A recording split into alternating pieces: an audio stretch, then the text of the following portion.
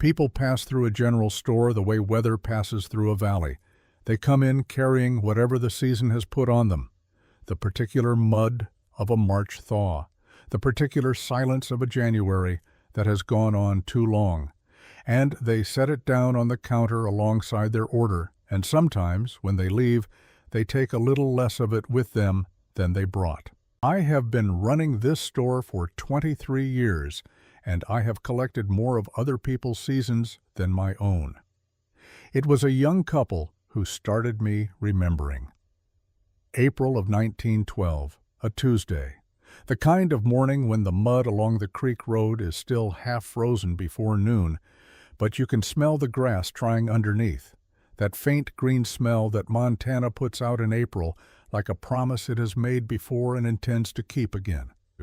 They came in from the Havre Road on the supply wagon. Newlyweds, you could tell by the way they consulted each other before spending anything, which is either the sign of a good marriage or a careful one, and time usually reveals which. The young man, Thomas Reed, he told me, with a handshake that was firmer than his build suggested, wanted lumber prices.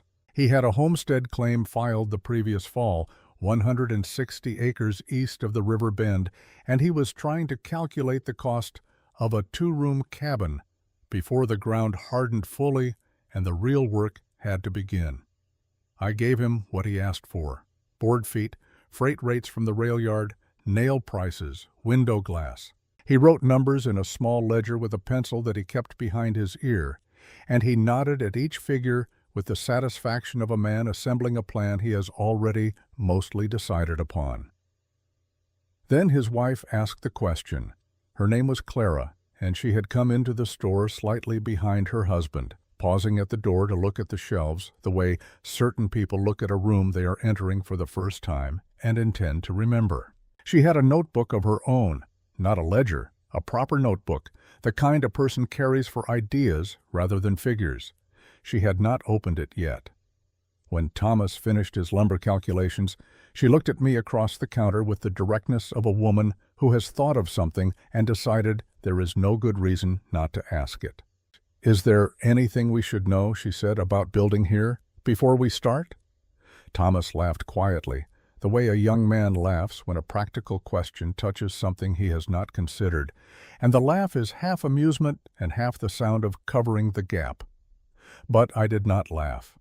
I looked at Clara Reed for a long moment. Outside, the cottonwoods along the creek were just beginning to show the first faint green at their tips, the tentative green of a tree that has survived a hard winter and is not yet entirely certain what to do about it.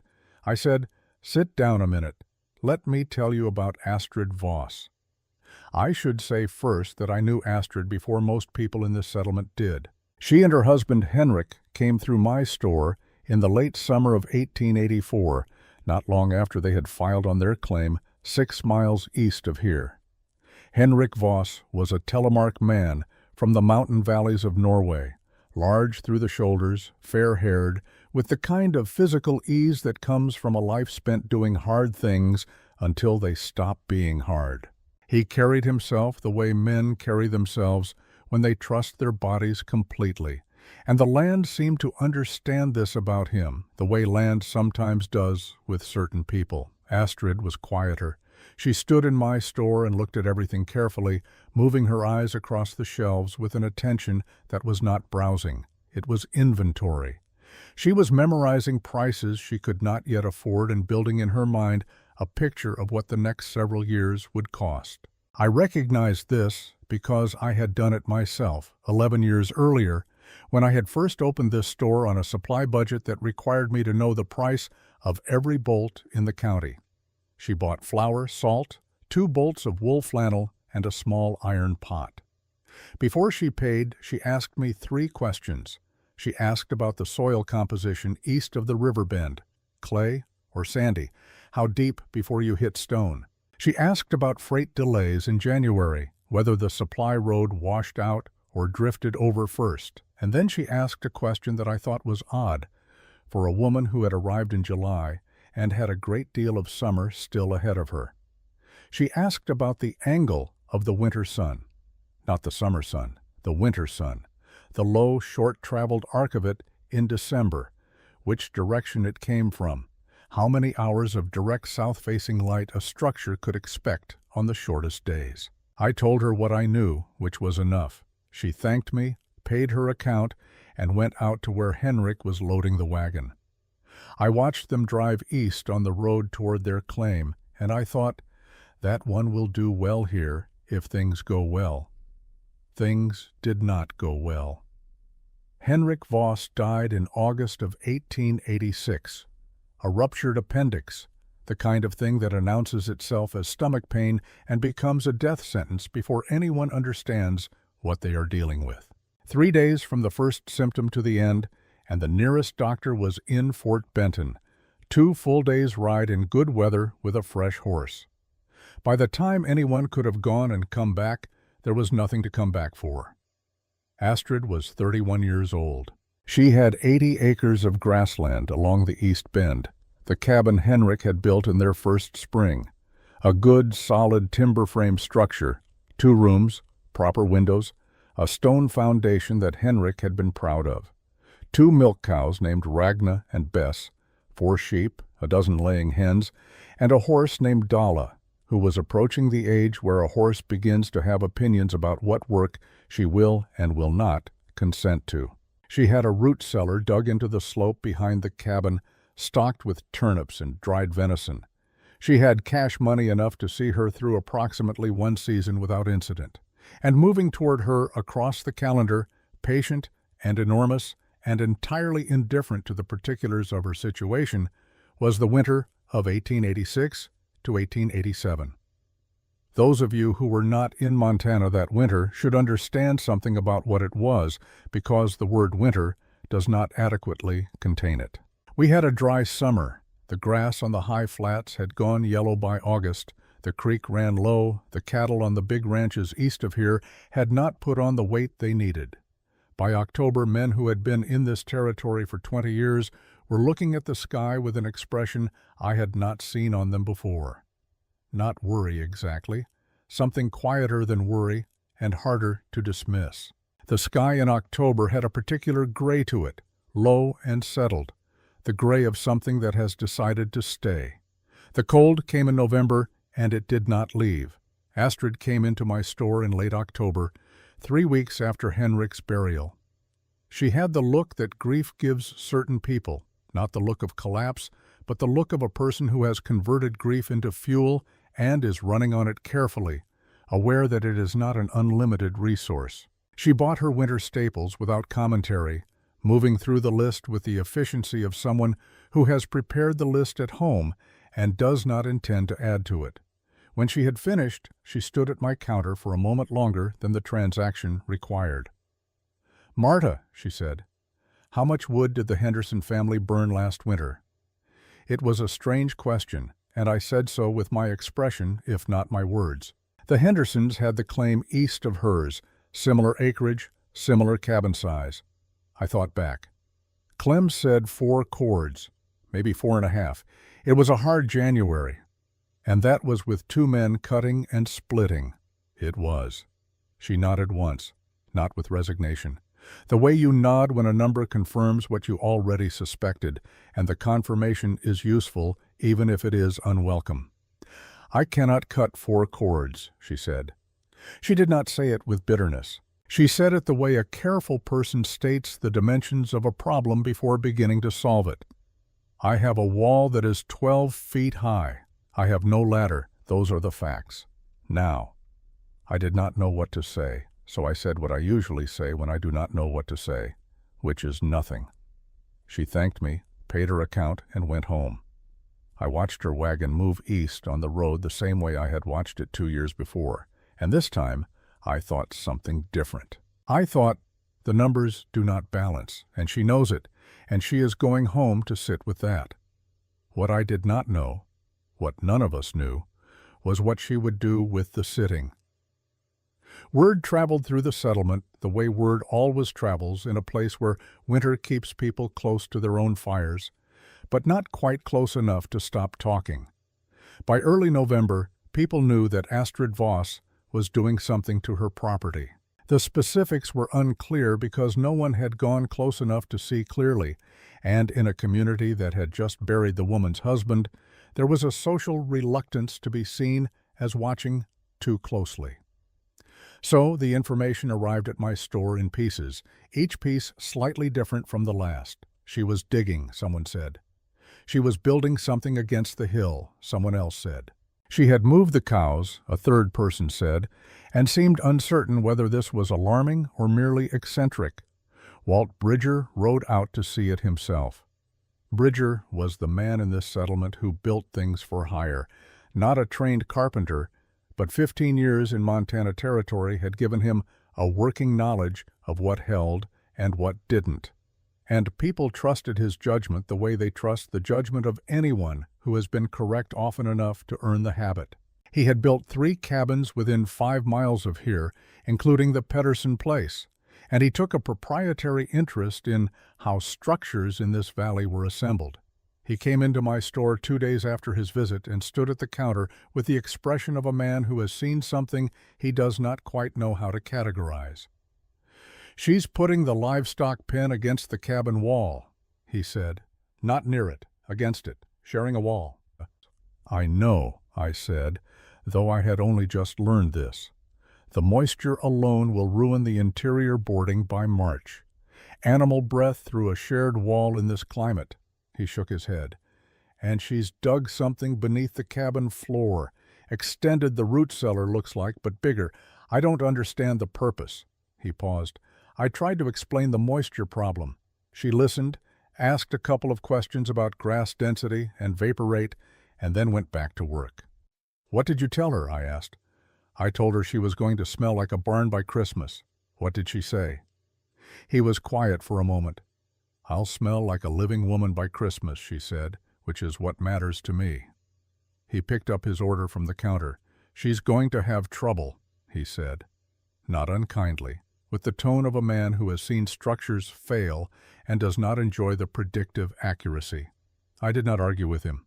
Bridger knew things I didn't know about board lumber and vapor migration, and what Montana winters did to improvised construction.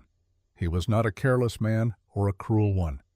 But I kept thinking about that question Astrid had asked me 2 years before, on a warm July afternoon with the summer still thick around us. What is the angle of the winter sun? Not what you need to survive the summer, what you need to survive the winter. She had been thinking about this since before she broke ground. Whatever she was building into that hillside, she had been planning it since before there was a hillside to build into. I thought about the bucket. I thought about the question. And I waited for November to become December, and for December to show us what it intended to be. I did not see Astrid for 2 weeks after that October conversation. This was not unusual. 6 miles on the East Road was 6 miles, and October on the Milk River was a month that kept people busy with the specific urgency of unfinished preparations. The last of the root vegetables to bring in, the gaps in barn walls to stuff and board, the woodpile to assess and reassess with the particular anxiety of a person who suspects the assessment will not come out in their favor. People did not visit in October. They worked, and they counted what they had, and sometimes those 2 activities occupied the same hands at the same time. When Astrid came in the first week of November, she bought nothing unusual.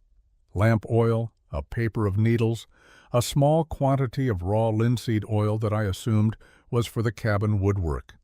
She paid, exchanged the ordinary words about the weather and the state of the road, and was nearly at the door when she turned back.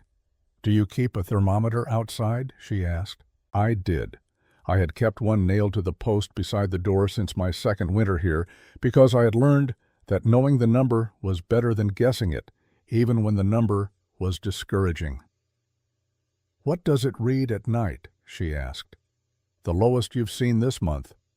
I told her 18 degrees Fahrenheit, on the coldest night so far, with most of the cold still ahead.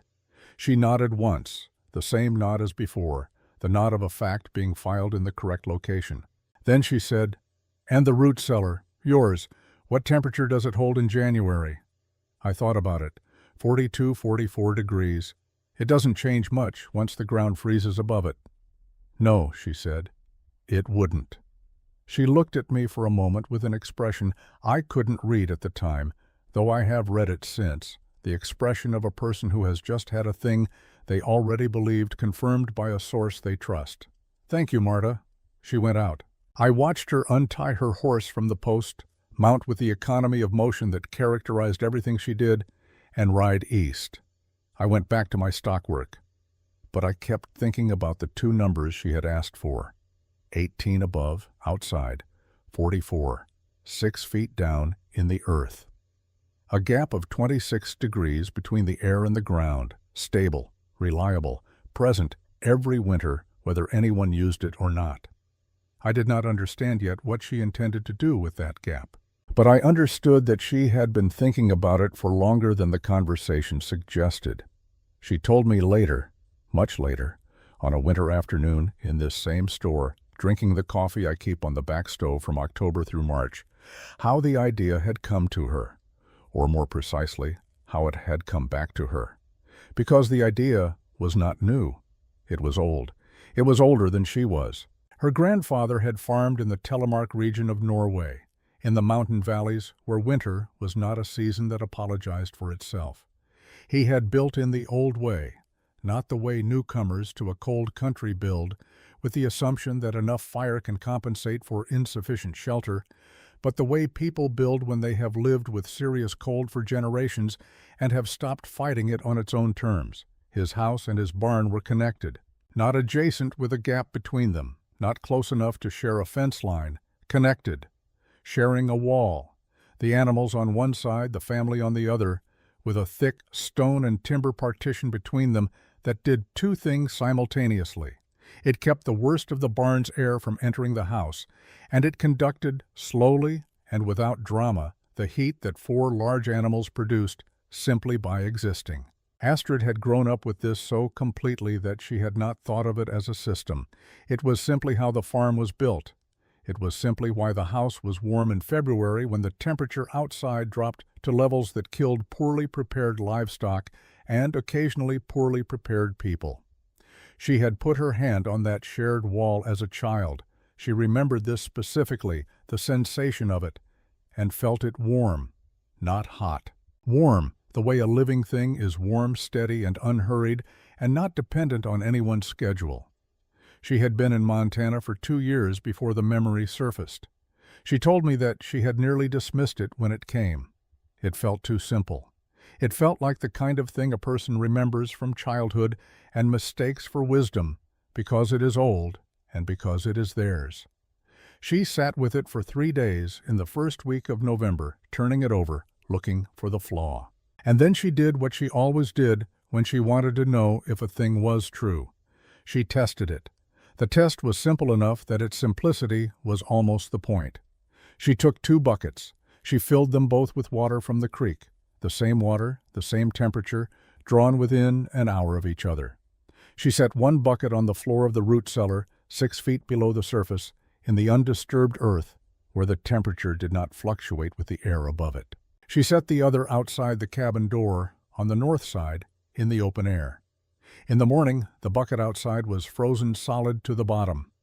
The bucket in the root cellar was 43 degrees Fahrenheit. She held a finger in it for a full minute. Cold, certainly. The cold of a thing that has never been warm, but not freezing, not dangerous. The cold of potential, not of crisis. She stood in the root cellar for a long time after that, her hand still cold from the water, looking at the earthen walls around her. The walls were dry, packed tight, faintly warm against her palm, in the way that ground always is when you go deep enough to be below the reach of frost. The ground did not know what the air was doing. The ground kept its own counsel, its own temperature, its own steady indifference to whatever drama was occurring 6 feet above it. She was not heating a space from 18 degrees to 55. She was heating a space from 43 degrees to 55. A 12-degree problem, not a 37-degree problem. The difference between those two numbers was, in practical terms, the difference between 3 cords of wood and something she could actually manage. She went back to the cabin and drew the plan in the dirt floor beside the cold stove. The design was not complicated. Complexity was not available to her. She was one woman, with limited materials, and 6 weeks before the real cold arrived. What she drew was a set of relationships between things she already had, rearranged to do work they were already capable of doing, but pointed in the right direction. The root cellar would be extended, not as storage, as floor. She would dig the extension to run beneath the east quarter of the cabin, creating a subgrade space that held the Earth's stable temperature directly beneath where she lived and slept. The cold in the room above could not sink below 43 degrees as long as the ground beneath it held. She had tested this. She knew it was true. The livestock shelter would be moved. The rough lean-to sitting 40 feet from the cabin's east wall was, in its current position, a furnace with no flue, generating heat around the clock and releasing it uselessly into open air. She would bring it flush against the east wall. She would share that wall. She would build the partition correctly, insulated against vapor, not against warmth. And she would cut a vent at the top, a small one, with a wooden slide she could open or close, because heat rises, and if she gave it a path, it would take it. The north and west walls she would berm. 3 feet of packed earth against the outside face, angled away from the foundation at a slope that would carry meltwater downhill rather than into the base. A board wall against a Montana northwest wind was a conversation that the wind always won. A board wall behind 3 feet of packed earth was a different conversation because the earth did not participate in arguments about temperature. It simply held. 1 log in the morning, perhaps 1 before sleep on the coldest nights. The ground would hold everything she gave it and return it slowly, over hours, without requiring her to tend it. She looked at the drawing in the dirt for a long time. Then she picked up her spade and went to the root cellar. The first task was the worst, and she knew it going in, which did not make it easier, only honest. She needed to move approximately 4 tons of packed clay and sandstone by hand, alone, to extend the root cellar beneath the cabin floor. She had the pick for breaking the surface layer, the flat spade for loading, and a canvas sling she had sewn from a grain sack for carrying the spoil away from the excavation. She calculated the time against the frozen ground calendar and found that she had, at most, 3 weeks before the subsoil hardened to the point where the pick would make no meaningful progress. She began on a Monday in the first week of November before the light was fully up. The top layer was the hardest, frozen 2 inches down, with the root mat of last summer's grass holding it together in a way that required the pick to be driven hard and levered back before the spade was any use at all. By the second day, she was below the frost and into the pliable clay, which was easier to break but heavier to move. She worked in 2-hour intervals, stopping when her hands shook, eating something returning. The light in November was short and the work was not. On the 3rd day, in the northeast corner of the excavation, a small seep appeared. It was not dramatic, a darkening in the clay, a slow, wet shine on the wall, a trickle that gathered into a shallow pool at the corner of the dirt floor.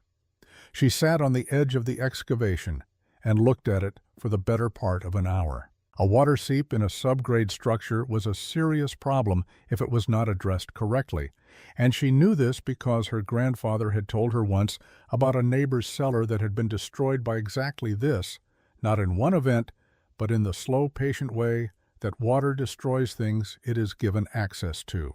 She cut a diversion channel with the flat spade, a shallow groove following the natural slope of the clay floor, angled toward the south wall where it could weep into a collection pit she dug in the corner. She lined the groove with flat creek stones she had brought up in the canvas sling for an entirely different purpose.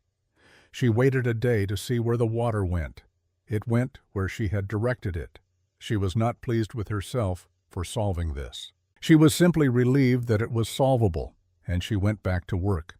The second task was the shared wall, and this was the one that required the most thought per hour of labor.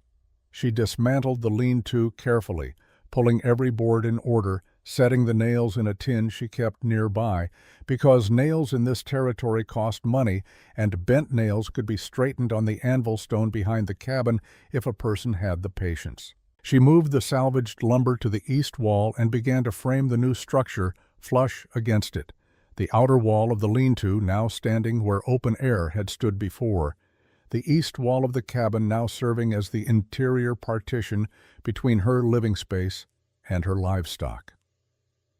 The insulation of that partition was the engineering problem she had thought about the longest. She needed the wall to do two contradictory things: stop moisture from the animal side from migrating into the cabin, and allow heat to pass through. These were not the same direction. Moisture moved with warmth. It would want to go where the heat went. She needed something that would slow the moisture without stopping the thermal transfer entirely, and she needed it to maintain that function through a full winter without compressing, rotting, or losing its structure.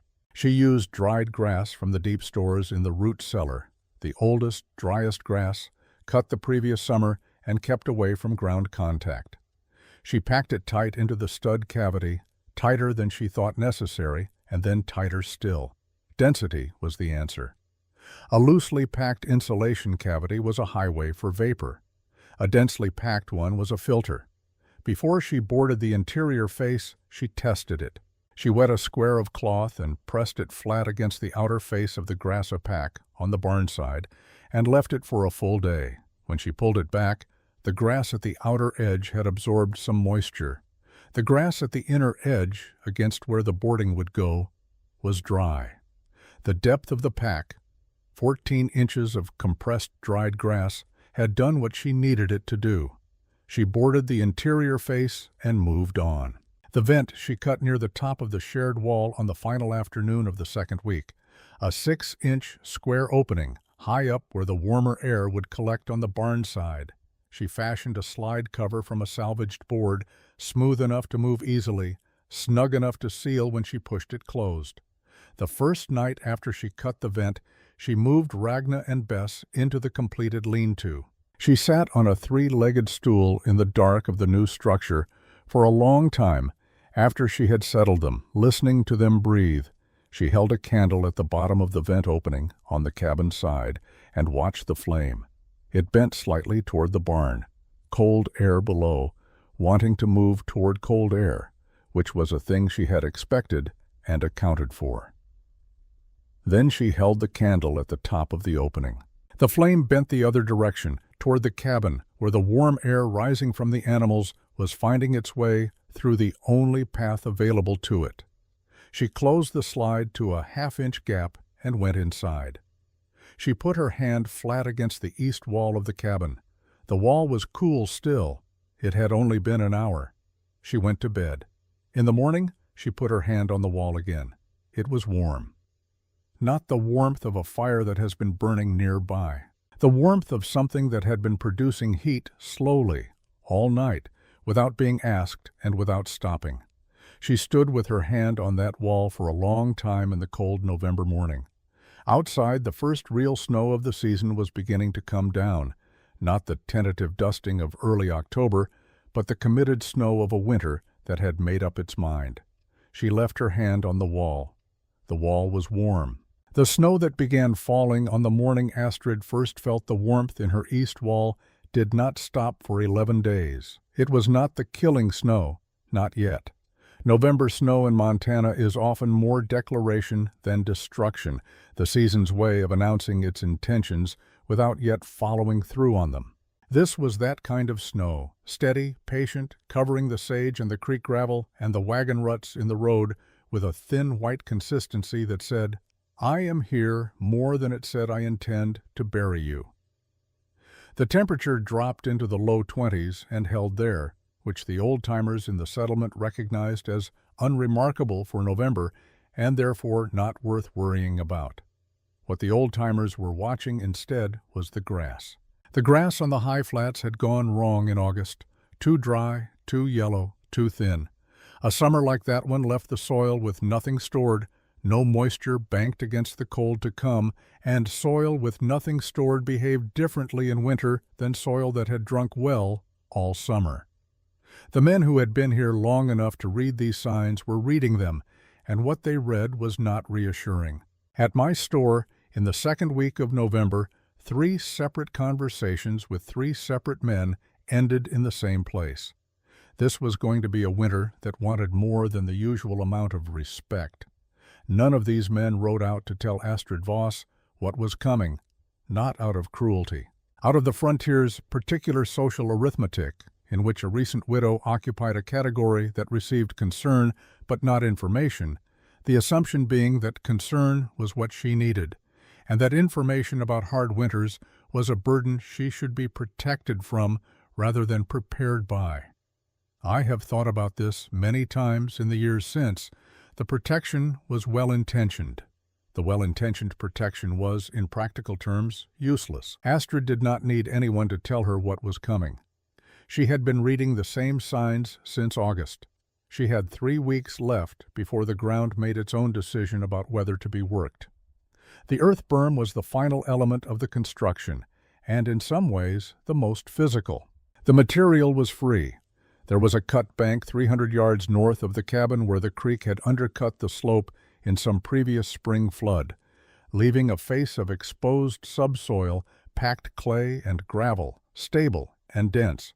What the material lacked in cost, it made up for in distance and weight. Astrid loaded it into the wheelbarrow she had borrowed from Gunnar Pedersen on the pretext of needing it for the root cellar work, which was true as far as it went, and moved it south in loads her back barely accommodated, 300 yards each direction, twice an hour, for 4 days. She was not a small woman, and she had spent 2 years doing the physical work of a homestead without the allowances that a smaller or less determined person might have permitted themselves. But 4 days of this work was 4 days of this work, and by the third evening she sat on the cabin step in the last of the gray afternoon light and held her hands open in her lap and looked at them for a while. The palms were raw in the specific way that repeated friction produces, not broken, not bleeding, just worn to a tenderness that made the cold feel sharper than it was. She flexed them once. Then she went inside and ate and slept. On the 4th day she finished. The north wall of the cabin disappeared behind 3 feet of packed earth, angled back from the wall at a slope shallow enough to carry meltwater away from the foundation. The west wall received 2 feet. She had less time and slightly less material, and the north face was the critical one, the face that took the worst of the northwest wind directly. She packed each layer by hand, tamping it with the flat of the spade until it was dense enough that pressing a thumb into it left no impression. Loose earth was insulation of a poor and temporary kind. Dense earth was a different thing altogether. It had thermal mass, it had stability, it held what it absorbed. When she stepped back to look at the finished north face, the cabin had changed character. It sat lower against the hillside, the north wall no longer a vertical plane presented to the wind, but a slope, a deflection, a shape that asked the wind to go around rather than through. It looked, Gunnar Pedersen would say this later, and he was not wrong, like something that had decided to become part of the ground rather than argue with it. She stood looking at it in the thin November light and felt something she had not let herself feel since August. Not confidence. Confidence was a thing for people who had not yet been surprised by what they did not know, and she had been surprised enough to be cautious about it. What she felt was closer to the particular calm of a person who has prepared as well as preparation allows, and now must simply wait to see if the preparation was sufficient. She went inside and began to wait. Gunnar Pedersen came by on a Saturday the last week of November, as he had told himself he would since early October, and as he had found reasons to postpone since early October. He came, he told himself, to return the wheelbarrow. This was true. He had been meaning to return it. He had loaded it onto his wagon that morning with the specific intention of returning it, which happened to require him to drive past the Voss claim and stop, which happened to mean he would be able to see what the widow had done and satisfy the curiosity he had been, with incomplete success, pretending not to have. He unhitched the wheelbarrow at the bottom of the track and walked it up to the cabin, and then he stood for a while looking at what was there. The structure had been transformed in ways that took a moment to fully inventory. The north wall was gone, not missing, not damaged, but buried in a slope of packed earth that ran from ground level up against the wall and back down again in a gradual angle. The lean-to on the east side was new and tight and connected directly to the cabin wall with a stone base course he had not seen her lay, which meant she had done it in the last 2 weeks. The roof of the lean-to was low and sod-covered, and the sod had a dusting of snow on it that had not fallen from the eaves as it would have from a board roof. It had stayed, accumulated, added itself to the insulation without being invited. From inside the lean-to, he could hear the low sound of the cows. He set the wheelbarrow against the wall and knocked on the cabin door. Astrid opened it. She was wearing a wool dress and a canvas apron, and she had flour on her forearms, which meant he had interrupted bread-making, which he felt briefly sorry about. She looked at him with the steady, undemanding attention she gave most things. "The wheelbarrow," he said, and gestured unnecessarily toward it. "Thank you."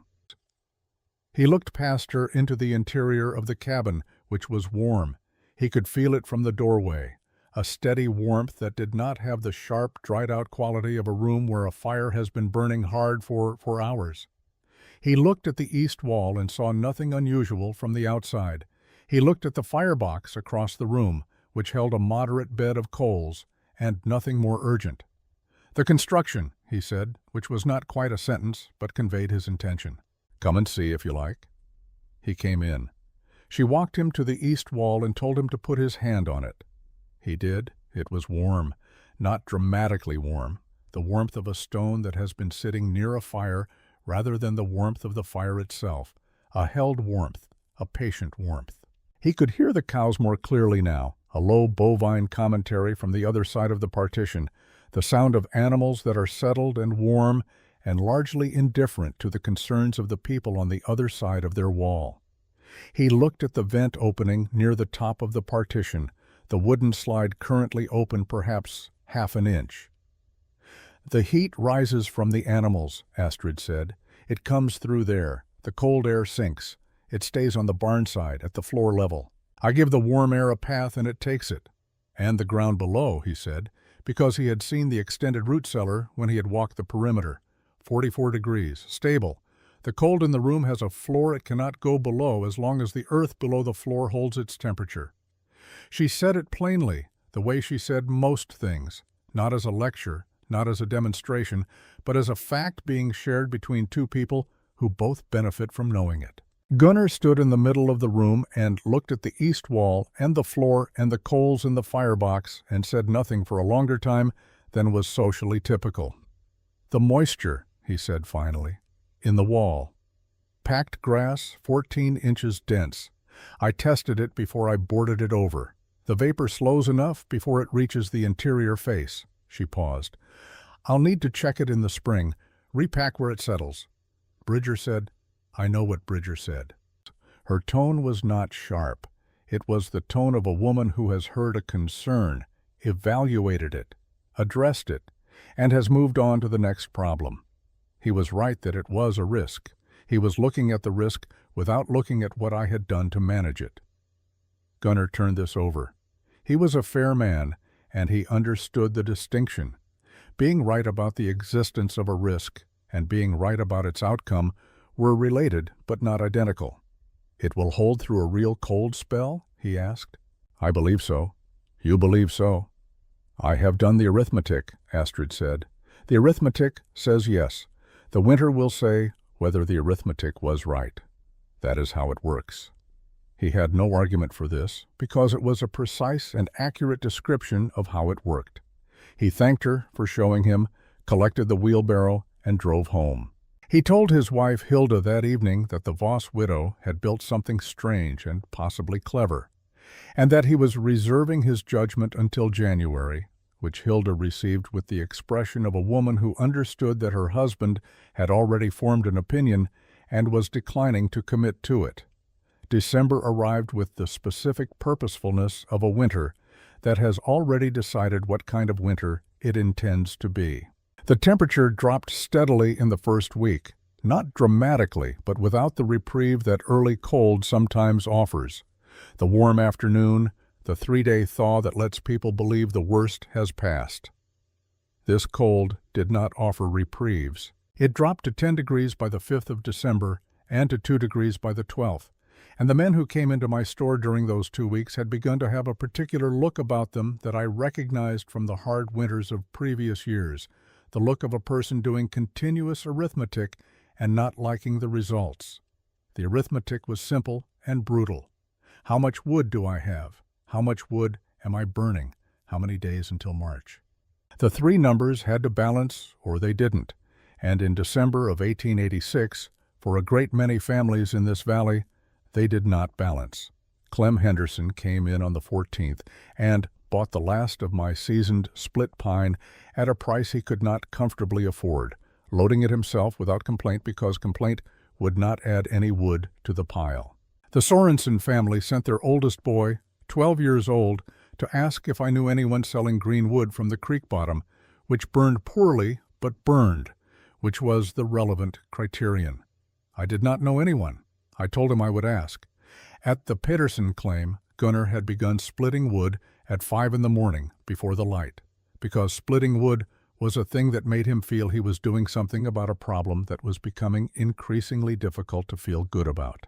His cabin was well built by any standard in the valley. Tight windows, a stone fireplace with a proper draw. The walls he and his brother had chinked and rechinked until there was no gap in them large enough to see daylight through. He was burning a cord and a quarter a month. He had 3 cords left. The calendar said February and March still remained. Walt Bridger, whose cabin was the best insulated in the settlement, was doing better but not well. He had built himself a double wall on the north side 3 years previous, after a winter that had persuaded him the single wall construction he had used in his first decade here was insufficient. The double wall helped. He was burning slower and more efficiently than most, feeding his stove every 4 hours through the night, and he calculated that he had enough wood if the cold did not extend meaningfully past the first week of March. If. That word was doing a great deal of work in December of 1886. East of the river at the Haugen claim, Niels had lost 2 of his younger cattle to the cold by the middle of the month. Not to starvation, to temperature, which was a different and in some ways more discouraging problem, because you could address starvation by finding more feed, but you could not address insufficient warmth in a drafty board barn by finding more warmth somewhere. Kirsten Haugen came into my store on the 17th of December and bought lamp oil and a paper of tea and said very little, which was unlike her. She was a woman who generally had something to say about most things and said it without apology. Her silence that afternoon said more than her words usually did. "The cattle," I said. "2," she said. "The yearling and the older roan. I'm sorry." She put her money on the counter and picked up her parcels. At the door she paused, the same way Astrid had paused at my door in October, the pause of a person who has thought of something they are deciding whether to say. "The Voss woman," she said, without turning. "Her structure. Is it doing what she said it would do?" I thought of Gunnar Pedersen's report, the warm wall, the coals, the half-inch vent slide. "I believe it is," I said. Kirsten stood at the door for a moment. Then she went out without another word, and the cold came in briefly to fill the space she had left, and I turned back to the stove and thought about what was still coming, because this was not yet the worst of it. This was December, the opening statement of a winter that was still choosing its words. What was coming in January was the winter's full argument, and when it arrived, it would not leave room for counterpoint. It would simply present the numbers and wait. And somewhere 6 miles east, Astrid Voss was in her cabin, warm by all accounts, warmer than she had any arithmetic right to be, tending her cows and her coals, and the small half-inch gap in a wooden slide that was the only thing standing between the cold outside and the warmth she had spent November building. The cold was patient, but so it was becoming clear, was she. The cold that arrived in the second week of January was not a storm. This is worth saying plainly, because when people tell the story of that winter now, those who were here for it and have had 25 years to shape the memory into something narratable, they often reach for the word blizzard, which conjures a particular kind of drama: the howling wind, the white wall of driven snow, the sudden catastrophic event that can be pointed to and named. What came in January of 1887 was not that. It was worse than that, in the way that a slow, sustained pressure is worse than a sudden blow, because a sudden blow ends, and this did not end. The temperature dropped to -14 on the 8th of January, to -18 on the 11th. On the morning of the 14th, my outdoor thermometer read -22 degrees Fahrenheit, and it read this at noon, not at the coldest hour before dawn. I wrote the number in my store ledger with a hand that was not entirely steady, and then I sat down at my counter and looked at the number for a while, because some numbers require a moment of acknowledgement before you go on with your day. No one came into the store on the 14th. This was itself a kind of information. Across the settlement, families had contracted to the perimeter of whatever heat they could maintain and were not moving beyond it unless they had to. Gunnar Pettersson had his stove burning continuously, feeding it every 3 hours through the night, and the interior temperature of his well-built cabin dropped to 26 degrees Fahrenheit on the coldest night despite the fire. His children slept in their coats with the quilts piled on top of the coats. Hilda kept a pot of water on the stove through the night, not for warmth, but for moisture. The constant fire had dried the air in the cabin to the point where the children woke with bloody noses in the morning, which was a problem she managed alongside the larger problem of keeping them alive. Walt Bridger was burning every 4 hours, steadily and efficiently, and watching his woodpile with the focused attention of a man who has stopped pretending he is not worried. His calculations, which he had kept carefully, showed him that if the cold extended past the 22nd of February, he would need to find wood from somewhere, and there was nowhere in the valley to find it that he had not already looked.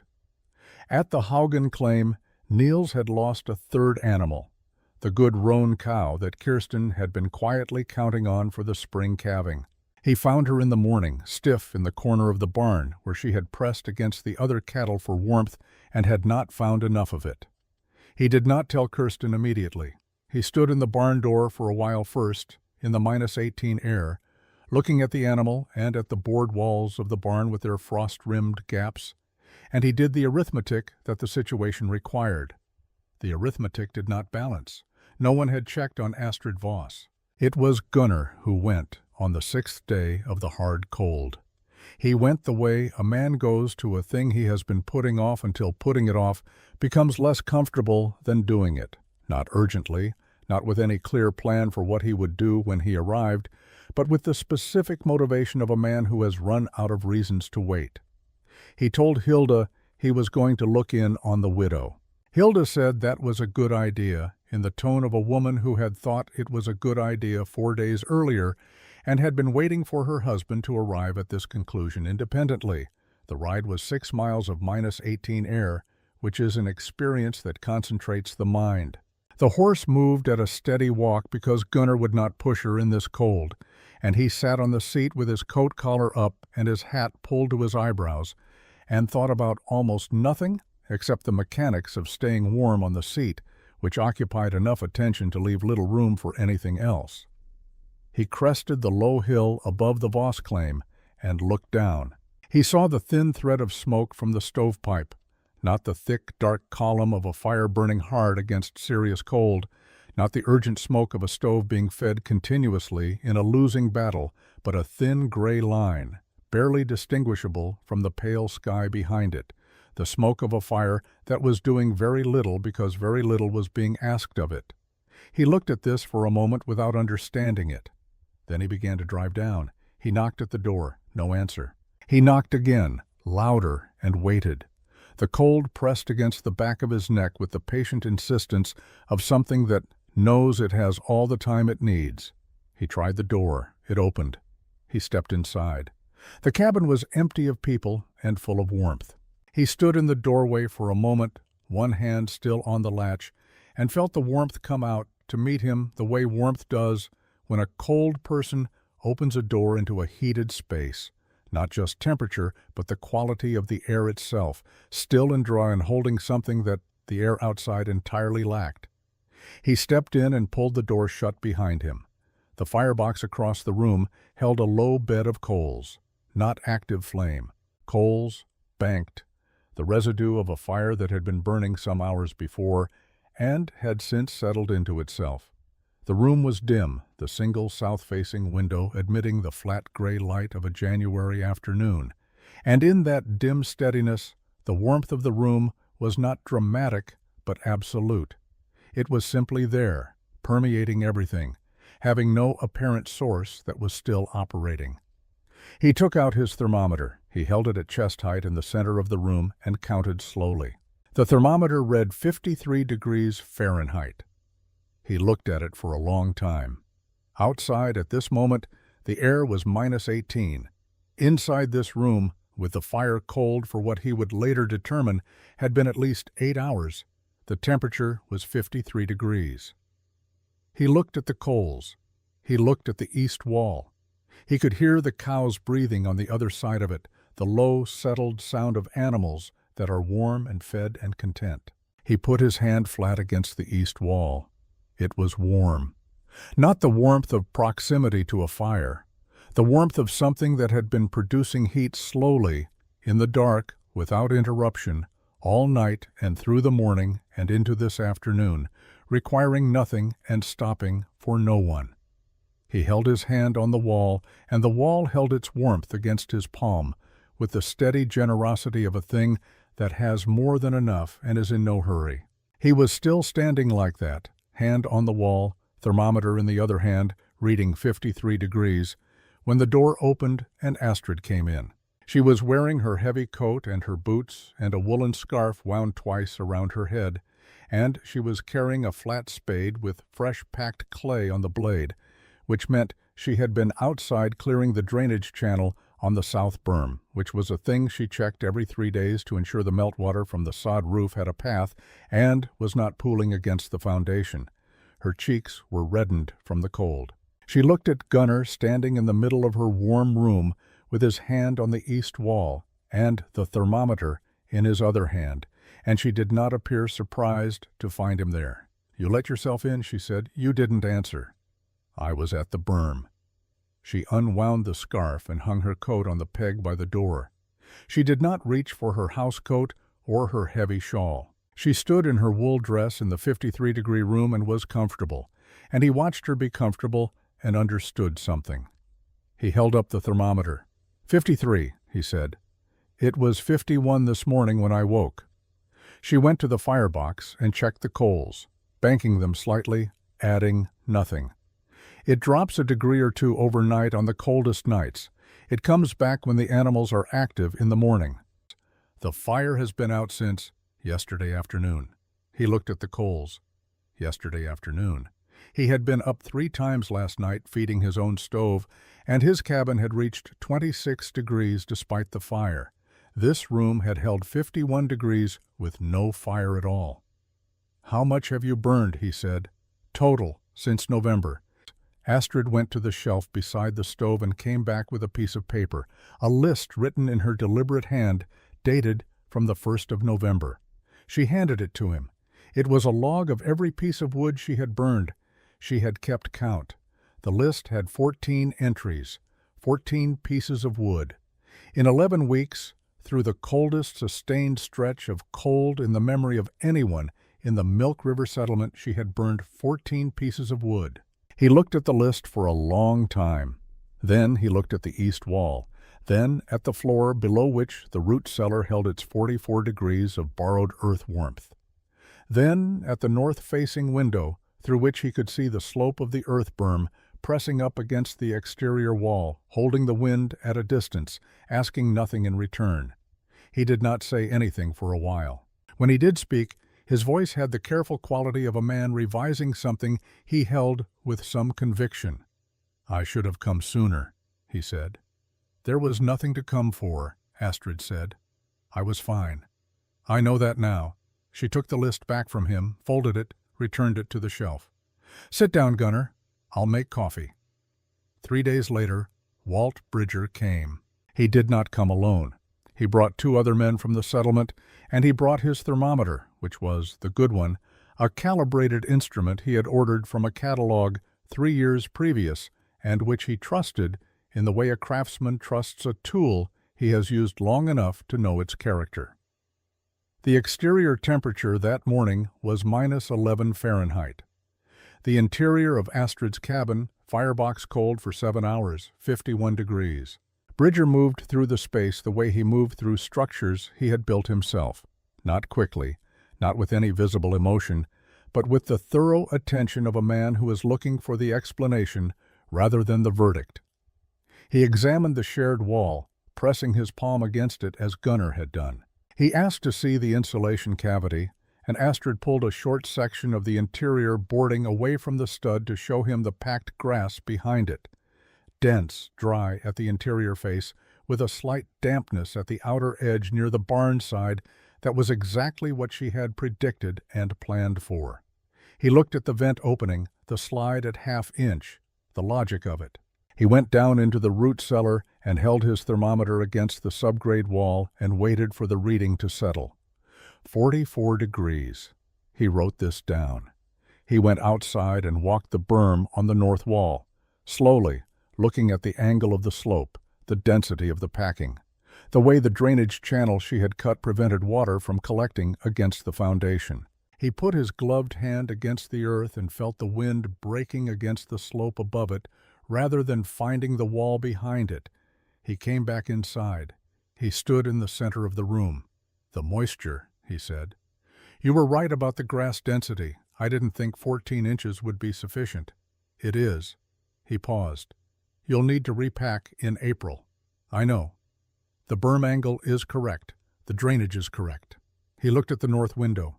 "I didn't see the drainage when I came in October. I wasn't looking for it." She said nothing. He was quiet for what felt like a long time. The 2 men he had brought with him stood near the door, saying nothing either, holding the weight of 51 degrees of unheated indoor air on a -11 morning, which was its own argument and required no supplementation. "I told you," Bridger said, not looking at her, "that you would smell like a barn by Christmas." "Yes." He looked around the room. The air was warm and still and held the faint, clean smell of dried grass and banked coals. From behind the east wall, the low sound of the cows. "I don't smell a barn," he said. It was not an apology exactly. It was something more precise than an apology. It was a correction, offered by a man who had built 15 structures in Montana Territory and was now standing in a 16th that had been built by a Norwegian widow with $11 and 3 weeks in November, and the correction was offered in the only language such men use for this kind of revision, which is the specific and factual language of what is and is not true. Astrid received it without comment. She made coffee. They sat and drank it and talked about the construction in the practical, detail-specific way of people who are interested in how things work. And by the time Bridger left, he had filled 2 pages of his small notebook and had not needed to be asked a single question twice. The change did not happen in a day or a week or even a season. By February, Gunnar Pedersen had ridden to Astrid's claim twice more, bringing Hilda on the second visit. Hilda had asked questions that Gunnar had not thought to ask. About the cleaning of the lean-to, about the management of the vent in spring when the animal smell would be more problematic, about the repacking of the insulation and when and how. She had taken her own notes in her own hand, and she and Astrid had sat at the table for 2 hours, while Gunnar stood near the east wall and felt it warm against his back. In late January, Kirsten Haugen had ridden out alone, without Niels, on the afternoon that Gunnar had been there and had passed her on the road heading east. She had stayed 3 hours. She had left with her notebook full, and her expression changed. Not the expression of a converted believer, but the expression of a practical woman who has seen something practical that works and is reorganizing her thinking around it. It was Kirsten who wrote the letter to her sister in Minnesota. She asked me to help her find the English words for some of the building terms, the ones that had no direct Norwegian equivalent because the concepts had arrived in English through the technical vocabulary of this territory. I helped her. She thanked me and sealed the letter and sent it on the February mail wagon, and I do not know exactly what her sister did with it, but I have sometimes tried to imagine how many walls in Minnesota and Wisconsin and the Dakotas might have been built a little differently because a woman in the Milk River settlement wrote down what she had seen and sent it east. By the fall of 1887, Walt Bridger was suggesting earth berming on the north walls of every cabin he contracted to build, describing it as sound practice for the climate. He was correct that it was sound practice. He was not wrong to call it that. By 1888, 9 structures within 20 miles were using some version of what Astrid had built. Some were careful and deliberate. Some were rough and approximate. All of them were warmer than what had been there before. People called it different things. The warm way. Some said the Norwegian wall.